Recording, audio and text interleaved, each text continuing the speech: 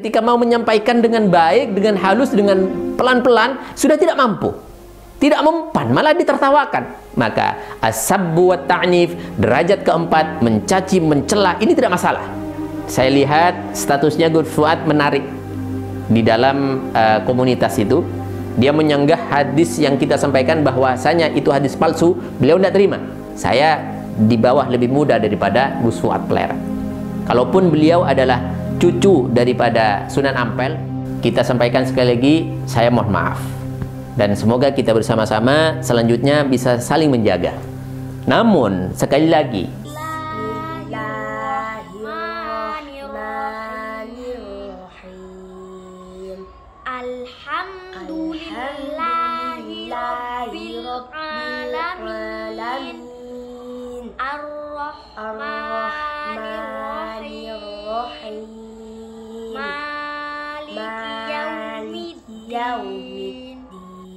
Assalamualaikum warahmatullahi wabarakatuh.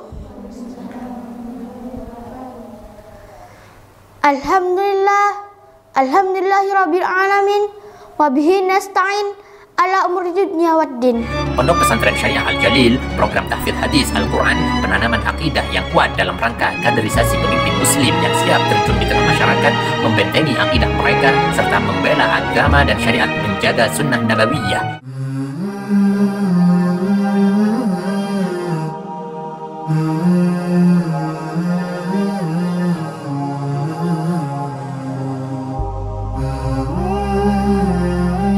Assalamualaikum warahmatullahi wabarakatuh, sahabat kaum muslimin, subscriber channel Benteng Akidah dimanapun Anda berada. Pada kesempatan ini saya akan menyampaikan beberapa hal penting tentang adanya request, pertanyaan, permintaan untuk kita mengangkat misalkan satu konten ya, namanya siapa, Khalid Basalamah, yang mengatakan bahwa wayang itu haram. Sebenarnya ini sudah diklarifikasi 3 hari yang lalu kalau tidak salah, bahwa dia tidak mengatakan itu, cuman ini hanya framing atau kesimpulan-kesimpulan ngawur yang dilakukan oleh mereka-mereka yang ingin mencari memperkeruh keadaan. Bukan berarti saya mendukung Khalid Basalamah di dalam persoalan wayang haram atau tidak. Kami tidak sepakat mengatakan apapun itu haram ketika belum ada dalil yang mengharamkannya. Kita mazhab Syafi'iyah. Mayoritas di Indonesia adalah Syafi'iyah. Syafi'iyah konsepnya murah sekali. Syafi'iyah itu enak sekali. Apa yang dimaksud enak? Yaitu al-aslu fil asya halal. Semua perkara, semua sesuatu yang ada di sekitar kita itu hukum asalnya adalah halal. Hatta yadullad dalil, sehingga ada dalil yang bisa mengharamkan atau yang mengharamkan. Ada mani', ada bayan, kemudian ada illat yang membuat hal tersebut menjadi haram, maka haram. Namun saya tidak mengangkat konten ini, kenapa? Karena ini bukan persoalan akidah, ini persoalan furu'iyah. Kita tidak akan mempersoalkan secara detail, secara jauh, apalagi memperuncing adanya perbedaan di dalam persoalan furu'iyah.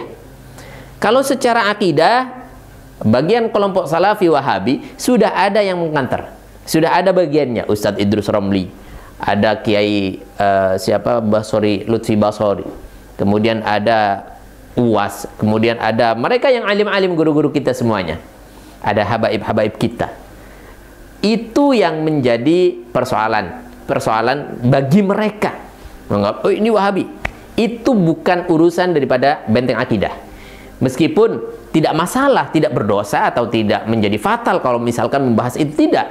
Tapi kita fokus bagaimana mengkanter paham-paham liberal, orang-orang yang menyusup di dalam akidah Ahlus Sunnah wal Jamaah, sehingga ini membuat rancu dan membuat samar di mata orang awam. Ini yang menjadi tugas kita bersama, dan ini perlu disampaikan bersama. Kemudian ada pertanyaan lagi, kenapa kok harus sebut-sebut nama? Saya mempunyai pertimbangan begini. Di zaman era global dan era serba terbuka hari ini, semua bisa menjangkau informasi dengan jelas melalui media internet. Dan masalahnya adalah ketika ada pernyataan-pernyataan syubhat yang dilemparkan kemudian diterima oleh ribuan, ratusan ribu, bahkan jutaan umat Islam dan awam yang ada di sekitar kita. Ini sangat cepat, penyesatan begitu masif dan rata. Lalu ketika kita mau menyampaikan, ini masih juga abu-abu. Ini pertimbangan saya pribadi. maka kita tinggal memilih, menimbang mana maslahat dan mudaratnya. Kalau misalkan saya mau mengklarifikasi kepada orang yang menyatakan itu semuanya, padahal pernyataannya yang menyesatkan secara akidah itu sudah tersebar di mana-mana, korbannya bergelimpangan di mana-mana, lalu saya masih tabayun, iya kalau menerima. Tapi biasanya rata-rata sekarang tidak bisa menerima dengan semudah itu. Maka kita sampaikan bahwa pada hakikatnya kita tidak menjelekkan orang yang menyampaikan, tapi kita menyelamatkan mereka yang sudah menjadi korban. Ini satu prinsip. Ada yang mengatakan ini kelompoknya mencaci. Mana kita mencaci? Bahkan kalau misalkan, baiklah, kalau misalkan harus mencaci, kita sekarang dengan jelas dan lugas, kita ikut secara tasawuf kepada Hujjatul Islam Al-Ghazali, Abdul Hamid atau Imam Ghazali. Kita angkat di sini. Kita ada di Ihya Ulumuddin juz 3. Yaitu bagaimana Imam Abu Hamid ini, bagaimana Imam Al-Ghazali ini menyampaikan di dalam satu literasinya, boleh bahkan mencela sekalipun, nggak apa-apa. Misalkan seperti Habib Rizik yang sering dipersoalkan, tidak apa-apa. Apa yang dikatakan Imam Abu Hamid atau Al-Ghazali dalam kitab ini? Salah satu, la ghibata lahum. Ada 3 hal yang tidak masuk kategori ghibah. Apa yang diantaranya? 1, sahibul hawa. Orang yang menurut hawa nafsunya, dia mementingkan diri sendirinya daripada dalil dan hujjah. Dia mengedepankan pribadinya, pendapat pribadinya, hawa nafsunya daripada kebenaran. Ini boleh kita sampaikan, ini boleh kita sebut namanya, ini boleh kita cerlah bahkan. Tapi nanti ada syaratnya, bukan secara langsung. Ini perhatikan, jangan dipotong. Kemudian yang kedua siapa? Al-fasiqul mul'inu bifisqihi. Orang fasik yang suka dengan kemaksiatan, menyebarkan kemaksiatan dan terang-terangan. Ini orang yang boleh kita cela kalau perlu. Sekali lagi dengan syarat. Ini ada tahapan, ada tahapan-tahapan. Kalau di dalam kitab ini bisa dilakukan itu semuanya dengan setelah melewati 3 tahapan, atau ad-darajatur rabi'ah, derajat yang keempat. Boleh mencela, boleh dengan kasar maksud saya. Kemudian yang ketiga apa? Yaitu al-imamul jair. Ketika kita berhadapan dengan penguasa yang bejat, itu kita boleh mencelanya untuk melaksanakan nahi mungkar. Tapi sekali lagi jangan dipotong. Ada syaratnya, ini pada dasaran keempat. Yang pertama diantaranya adalah kita telaah, kita pelajari, kita perhatikan persoalannya seperti apa, jelas, lalu kita berikan informasi, kita arahkan. Tidak bisa, kita nasihati dengan baik. Kemudian malah dia ngeyel dan ditertawakan misalkan, diolok-olok kita memberikan nasihat. Kita dalam hal ini dalam kategori lemah atau tidak mampu menyampaikan dengan kriteria-kriteria tadi, 1, 2, 3 tadi. Maka kriteria keempat, boleh kita mencaci. Supaya apa? Supaya orang awam tahu bahwa ini batil. Ini prinsip dari Ihya Ulumuddin. Siapa yang tidak kena dengan Ihya Ulumuddin? Kita di Indonesia mayoritas Syafi'iyah. Tasawufnya adalah Ihya Ulumuddin atau Al-Ghazali maksud saya. Maka saya sampaikan dalam kesempatan ini, dasar-dasar yang diambil oleh Imam Al-Ghazali diantaranya adalah apa yang disampaikan oleh Hasan Al-Basri. Dan dalam satu kesempatan ini disampaikan sebagai hadis marfu'. Hadis marfu' yaitu ma'udhifa lin nabi, sesuatu yang disandarkan langsung kepada Nabi, dari Nabi Muhammad SAW misalkan. Kalau disandarkan kepada tabi'in, itu namanya maudhu' atau maqtu'. Ini hadis tidak bisa dipakai. Apa kata Nabi SAW? Atarghabuna an dzikril fajir udhkuruhu bima fihi kayyahdharuhun nasu. Kamu menyebut, menghujat, artinya melakukan amar ma'ruf nahi mungkar secara kasar, menyebut orangnya. Ini salah satu korelasi dengan hadis, atau entah hadis atau maqal, yaitu la ghibata li fasiqin. Tidak ada ghibah, tidak termasuk ghibah membicarakan orang yang fasik, dengan catatan supaya tidak diikuti atau tidak ditiru oleh orang-orang awam dan orang-orang yang ada di sekitarnya. Kata Nabi, atarghubuna an dzikril fajir, kamu menyebutkan orang yang lacut, orang yang bejat. Udhkuruhu bima fihi kayyahdharuhun nas. Sebut, sampaikan kepada umat supaya umat tidak mengikutinya atau tidak terkecoh dengan tipu dayanya. Ini hadis marfu'. Maka saya sampaikan pada kesempatan ini, sebenarnya apa yang disampaikan oleh Imam Al-Ghazali tadi tidak serta-merta langsung disampaikan, diterapkan, tapi masuk di dalam ad-darajatur rabi'ah, derajat keempat tingkatannya. Sabar dulu, pelajari dulu, selesai itu baru. Nah, di masa-masa era global saat ini, media sosial merambah di mana-mana. Dan ini adalah satu kesulitan ketika kita untuk mencegah, menghalau kemungkaran-kemungkaran atau paham-paham yang menyesatkan. Kita langsung berikan satu pernyataan dan kita akan berikan penjelasan kepada umat. Kecuali ketika dulu di masa belum ada media sosial, ada derajat tingkatan-tingkatan. Sekarang cara berijtihadnya itu pun juga berbeda. Kalau dulu as-sabbu wa ta'nif yang disampaikan oleh Hujjatul Islam Al-Ghazali, mencela atau mencaci ya, karena sudah tidak mampu, maka ini termasuk ya'dilu ilaihi indal ajzi 'anil man'i bil lutfi. Ini termasuk sudah lemah kita ketika mau menyampaikan dengan baik, dengan halus, dengan pelan-pelan, sudah tidak mampu, tidak mempan, malah ditertawakan. Maka as-sabbu wa ta'nif, derajat keempat, mencaci, mencela, ini tidak masalah. Artinya kita tidak mundur di dalam nahi mungkar. Atau kita mengambil satu hadis dari baginda Rasulullah SAW, diam saja, boleh. Tapi kemungkaran akan merajalela, korbannya semakin banyak. Mencela ini bukan perkara yang sepenuhnya secara mutlak adalah batil, tidak. Tapi di dalam nahi mungkar ini juga boleh kita sampaikan dengan catatan syarat-syarat yang tidak boleh ditinggalkan itu semuanya. Dicontohkan di dalam Al-Quran bagaimana Nabi Ibrahim mencacat apa yang disampaikan oleh beliau di dalam Al-Quran. Uffil lakum walima ta'buduna min dunillah afala ta'qilun, kata Nabi Ibrahim. Celaka kamu, dasar kamu tidak berakal, misalkan, kurang lebihnya begitu. Afala ta'qilun, yang menyembah Tuhan selain Allah Subhanahu wa taala, kata Nabi Ibrahim. Tapi ada salah satu kriteria-kriterianya juga. Tapi kalau ini berdasarkan dengan aib atau berkenaan dengan aib seseorang, orang misalkan berzina, itu tidak boleh disebut. Misalkan ada di berita, meskipun inisial, saya mendapatkan wasiat dari Kiai Allah Al-Mukarram, Kiai Gus Qayyum Lasem, berinisial tidak boleh, menampilkan foto tidak boleh. Ini mohon maaf, jadi agak berat untuk kita sampaikan, untuk kita lakukan. Kenapa? Ya melihat pertimbangan tadi. Ketika orang awam akhirnya mempunyai satu idola tokoh, yang mana tokoh ini sudah menjadi darah dagingnya, cintanya luar biasa. Ketika hanya disindir, dia tidak masuk-masuk. Padahal ketika disebut namanya, dia akan kaget. Oh iya tah, bener tah. Oh ini dasarnya.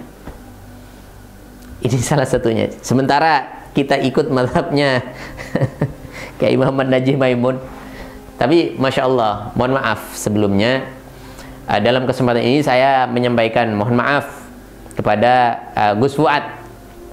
Kenapa saya lihat statusnya Gus Fuad menarik di dalam komunitas itu.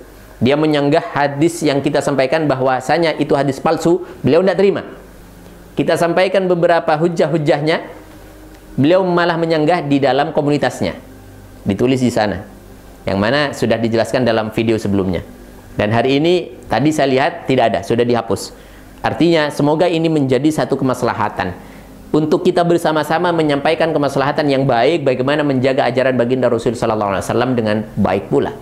Pelan-pelan, hati-hati menghadapi umat. Tidak hanya kita bisa berbicara, tapi pertimbangannya luas. Apa yang saya maksudkan? Ketika hal-hal ikhtilaf, hal-hal yang bisa membuat persepsi berbeda dan menyimpang di mata atau di dalam pikiran orang awam, itu jangan disampaikan, meskipun ada dasarnya. Ini prinsip kami. Hal-hal ikhtilaf yang diperbolehkan oleh agama, itu tapi mempunyai satu potensi, menyesatkan umat. Umat akhirnya berpikir berbeda, mempunyai persepsi yang berbeda. Ini dilarang disampaikan. Kita mempunyai tanggung jawab itu sebagai da'i, sebagai tokoh atau ditokohkan. Saya berharap Gus Fuad bersama semuanya bisa bersama-sama. Silakan Anda berdakwah melalui musik, silakan. Anda berdakwah melalui mimbarnya, silakan. Tapi mohon kita bersama-sama, ayo jaga kondusivitas, kemaslahatan, ajaran baginda Rasulullah SAW. Kita tidak suka seperti itu. Apalagi saya di bawah lebih muda daripada Gus Fuad Plerat. Kalaupun beliau adalah cucu daripada Sunan Ampel, maka kita masih saudara. Beliau, Sunan Ampel, adalah paman daripada kakek saya. Jadi kita bersaudara. Maka dari itu, kita sampaikan sekali lagi, saya mohon maaf. Dan semoga kita bersama-sama selanjutnya bisa saling menjaga. Namun, sekali lagi, ketika ada pernyataan-pernyataan yang tidak bisa kita terima secara akidah, dan ini membahayakan terhadap umat. Jadi, kita tetap mempunyai satu prinsip, tidak ada yang bisa menghalangi kita menyampaikan kebenaran. Anda pun begitu. Anda mendapatkan saya salah, dan saya tergelincir di dalam pemahaman, secara apapun saja. Anda berhak mengcounter saya, Anda berhak menghujat saya kalau perlu. Saya tidak masalah. Ketika ini persoalan menjadi satu syubhat di tengah-tengah umat Muhammad SAW. Masya Allah, barakallahu fikum semuanya. Baik, insya Allah dengan komitmen itu sudah mencabut dan sudah menghapus statement yang ada di dalam video ini. Maka saya pun insya Allah akan mencabut pernyataan-pernyataan saya soal Ibnu Taimiyah. Karena bagaimanapun hadis maudhu tetap maudhu, hadis palsu ya tetap palsu, walau seperti apapun kemasannya. Baik, itu ya salah satunya. Yang terakhir, kita bersama-sama mari aktif di media sosial dengan cerdas. Anda berkomentar di sini dijaga. Kita berkomentar yang juga beradab, tidak mencela yang sifatnya itu berlebihan. Maka saya sampaikan, itu adalah penting untuk kita jalankan. Karena apa? Karena amar ma'ruf nahi mungkar ini tidak nyaman dan tidak enak. Pasti banyak musuhnya. Di dalam Al-Quran juga diingatkan, ketika kita tidak amar ma'ruf nahi mungkar, maka kita pun akan mendapatkan celaka secara umum. Ini tidak terasa. Harusnya kita berterima kasih kepada tokoh-tokoh kita yang getol di dalam nahi mungkar. Ada Habib Rizik bin Syihab. Beliau menyampaikan dan melaksanakan, bergerak dengan catatan amar ma'ruf nahi mungkar. Sehingga Allah mencegah adanya azab yang ditimpakan di Indonesia secara umum. Hadis Rasulullah SAW menyampaikan, Innan nasa idza ra'aul munkara. Ketika manusia melihat kemungkaran, falam yughayyiruh, dan tidak ada yang bergerak untuk berubahnya, tidak ada yang mencegahnya. Ausyaka ayya'ummahumullahu bi'adzab. Khawatir Allah akan memberikan azab secara umum. Yang maksiat, yang tidak maksiat, yang berdosa, yang tidak berdosa, semuanya kena azab Allah Subhanahu wa taala. Na'udzubillah, tsumma na'udzubillah. Di dalam Al-Qur'an disampaikan, ya ayyuhalladzina amanu 'alaikum anfusakum la yadurrukum man dhalla idza tadaitum. Jangan kalian celakakan diri kalian dengan ketika melihat diri kalian kemungkaran, melihat kemungkaran di sekitar kalian, maksud saya. Jaga diri kalian dengan mengingatkannya. Jaga diri kalian dengan memperhatikannya. Lihat ini kemungkaran, jelaskan. Ketika Anda sadar, kalian sadar, kita sadar bahwa ini kemungkaran dan kita mencegahnya, maka la yadurrukum, tidak akan ada yang namanya azab Allah Subhanahu wa taala insyaallah. Ini dalam surat Al-Maidah 105. Kaum muslimin dimanapun Anda berada, subscriber channel Benteng Akidah rahimakumullah. Sekali lagi, di dalam kesempatan ini saya telah mendapatkan nasihat-nasihat dari guru-guru saya, dari guru-guru kami, untuk bagaimana berdakwah dengan baik. Tapi kami meminta satu kesempatan kepada beliau-beliau ketika kami dinasihati. Saya minta izin untuk menyebut nama. Saya minta izin untuk melaksanakan apa yang saya sampaikan dengan jelas, lugas, sehingga tidak ada kesalahpahaman di antaranya, di antara umat maksud saya. Jadi ini adalah prinsip saya dan ini pegangan saya, bukan untuk ditiru orang lain. Insya Allah seperti itu. Semoga ini bermanfaat dan semoga Allah memberikan hidayah untuk kita dan keistiqomahan sampai ajal menjemput kita semuanya. Amin ya rabbal alamin. Jazakumullah khairan. Assalamualaikum warahmatullahi wabarakatuh. Assalamualaikum warahmatullahi wabarakatuh. Waalaikumsalam. Ini kita sedang meninjau lokasi, di mana lokasi ini akan dibuat satu tempat unit pendidikan untuk tahfidz hadis. Tapi kita prioritaskan di sini sebagai darul aitam, yaitu untuk rumah yatim prioritasnya, dan juga du'afa. Di mana kita pada saat ini sangat butuh terhadap kepemimpinan muslim yang didedikasikan sebagai seorang pejuang, artinya dia betul-betul kuat memegang agamanya dan keimanannya.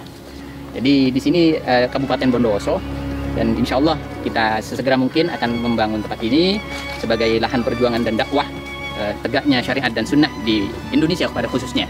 Dan mohon doanya, mohon dukungannya, bersama-sama kita akan membangun satu ladang amal untuk kita semuanya. Kenapa saya sampaikan ini ada satu amal? Bahwa kata Nabi, ana wa kafilul yatim fil jannah hakada.